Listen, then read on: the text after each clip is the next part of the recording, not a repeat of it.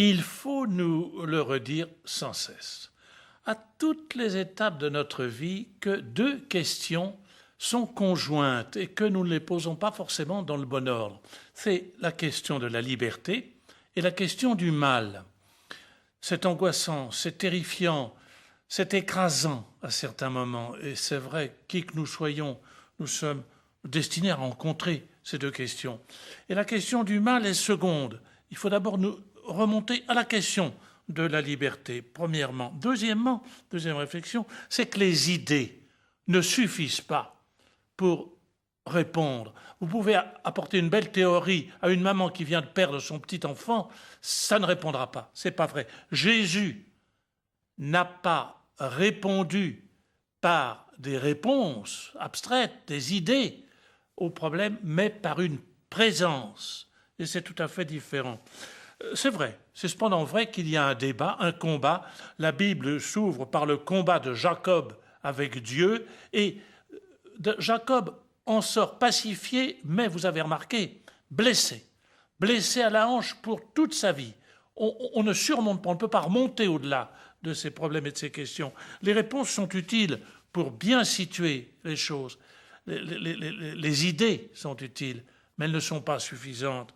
Leur vérité ne peut être comprise que sur un fond de confiance, sur un fond à laquelle il faut revenir inlassablement. C'est un faux fuyant de croire que l'on va faire des théories pour répondre au problème de la liberté comme au problème du mal. D'ailleurs, est-ce que c'est un problème? Ce n'est pas un problème. Ce n'est pas une énigme. Ce n'est pas un mystère. C'est beaucoup plus simple. C'est un pouvoir. La liberté, c'est un pouvoir d'aller vers le meilleur plutôt que d'aller vers le moins bon.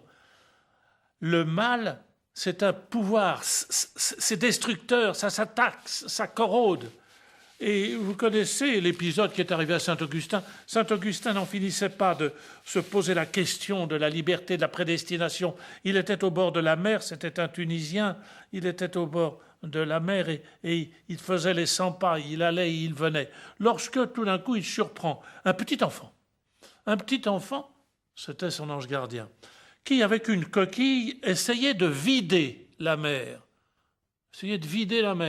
Alors Augustin l'interpelle gentiment en lui disant « Mais qu'est-ce que tu fais là? Tu n'y arriveras jamais de vider la mer avec ta petite coquille. » Et à ce moment-là, le petit garçon le regarde et lui dit « Et toi, tu arriveras encore moins vite que moi à vider avec simplement tes idées le mystère de la liberté. » C'était très bien vu. Alors depuis cette réflexion, je pense que ce ne sont que par des exemples concrets, là où on a pu... Ou certains grands esprits, ou simplement des esprits très justes, très simples, très vrais, dans l'expérience la plus courante, la plus simple. Et je vais pour cela, ma parabole va être une lettre.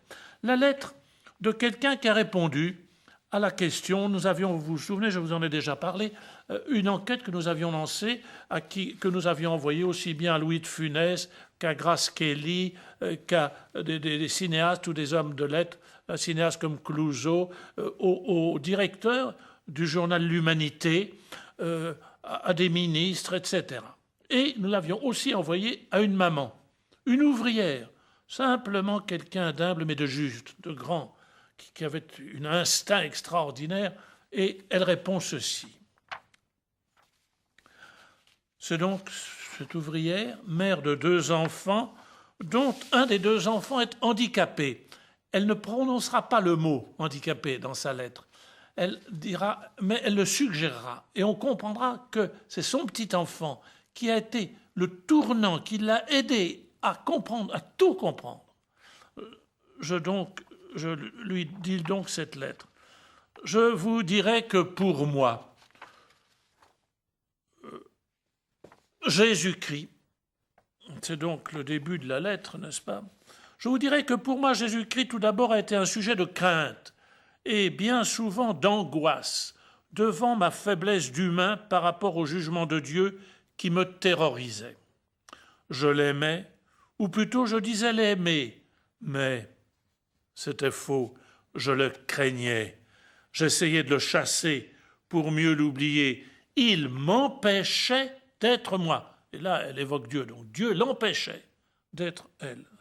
Puisque être moi, c'était être faible, donc vulnérable. Et je ne me sentais jamais digne de croire en lui. Je devais tenir des promesses qui s'avéraient être au-dessus de mes forces. Et moins je tenais ces promesses, et plus je m'éloignais de Dieu. Alors, j'avais honte de moi. Et elle poursuit d'une manière très aiguë, très fine. En m'éloignant de Dieu, j'ai commencé à respirer, à me décontracter.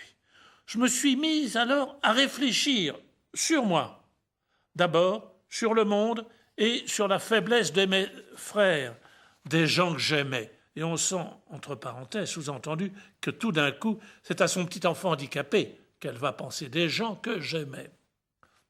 Je me suis mise à les aimer davantage, à les regarder et peu à peu à m'accepter moi-même, et de temps en temps, je reconnaissais Dieu. Plus je voyais de la faiblesse chez un être, et vous voyez que c'est évident qu'elle pense à son petit enfant handicapé, plus je voyais de la faiblesse chez un être, plus j'avais envie de l'aimer. C'est alors que j'ai compris.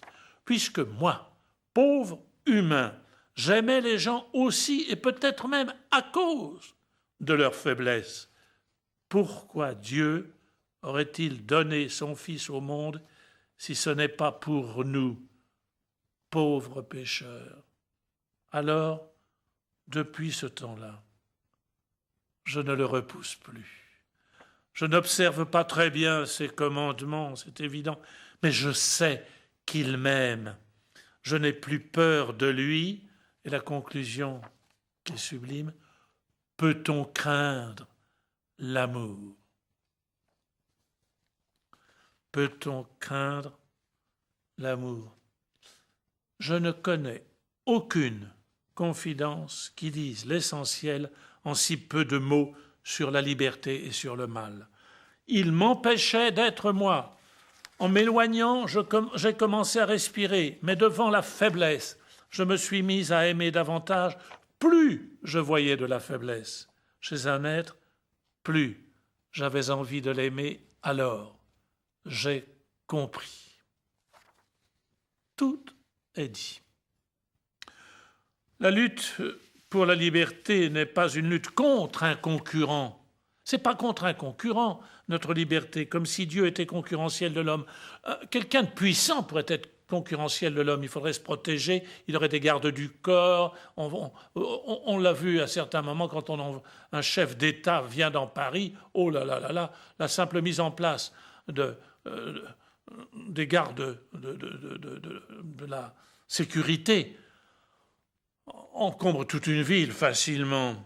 Non, c'est une lutte, la liberté pour pouvoir épanouir ce qu'il y a de meilleur en nous, ce que nous a donné, ce que l'on nous a confié, ce que Dieu aime encore plus que nous. C'est notre liberté, ce pouvoir de faire confiance, comme ce qui dépasse, comme pour cette mère de famille. Quel est son souci? C'est que son enfant respire, c'est que son enfant puisse être heureux, c'est que son enfant puisse accéder à la liberté. Elle le veut qu'il devienne enfin lui-même et pleinement lui-même. Et c'est cela que Dieu veut avec nous. Mais jamais sans nous. Nous sommes libres au nom d'une nécessité, simplement la nécessité que Dieu a d'aimer, qui est son être même, de répandre la confiance, le dialogue d'amour, l'amitié. Judas aime l'argent, c'est justement à lui que l'on confie la bourse. Pierre est un anxieux de nature, c'est justement à lui que l'on confie le soin de l'Église et de la direction de l'Église. Un Dieu puissant serait concurrentiel. Un Dieu tout-puissant n'est pas concurrentiel. On peut le flageller, etc. Il est tout-puissant, il est autre. Dieu ne peut pas se passer de la liberté humaine. Je suis aimé, donc je suis. C'est la clé. Voilà ce qu'ont découvert la Samaritaine, Saint Pierre, Saint Jean, Zachée, Saint Paul. Ils ont découvert que l'on ne grandit bien que pour ceux dont on est aimé, que pour ceux qui nous aiment. Donc, si Dieu nous aime, on grandira Comme si, tout d'un coup, quand Jésus arrive, ils se remettent à grandir, alors que le désarroi sur eux-mêmes les avait stoppés. Et c'est dans le regard de Dieu qu'ils découvrent leur vraie liberté.